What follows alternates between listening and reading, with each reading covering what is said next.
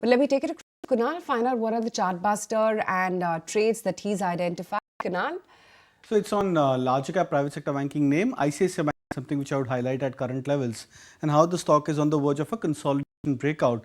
Now, interestingly, the stock has this tendency of getting into a range movement. The range lasts for a few weeks, sometimes a couple of months, and then the stock gets into a breakout mode. We've seen a very similar kind of a tight range for ICICI Bank, end of December 2023, start of the new year. As you can see, this was the range 1050 as a upper end of the resistance and closer to 950 as a lower end of the support of this range consolidation for ICICI Bank.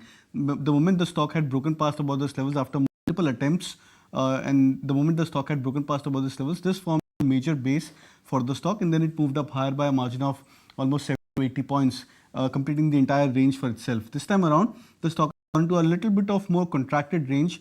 As you can see, 1120, 1115 as a resistance and 1060, 1070 as a support for ICICI Bank. So which means that the potential breakout above the 1120 mark is pretty much on the higher side. And once that happens, we could be looking at the 70-60 pointer range being replicated on the upside. So potential candidate of a breakout, 1160 plus could be a near-term target which one could be looking at.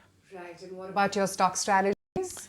So I'll go with two buy calls. Canara Bank is the first stock which I would suggest as a buy, even though the stock is a bit muted in the session today. But I believe should pick up for the stock given the way many of the PSU banking stocks are poised. Target 633, stop loss at 597, and Biocon is something which again started to get into a breakout mode about the 270 plus mark. So would suggest a 305 as a target, stop loss at 266.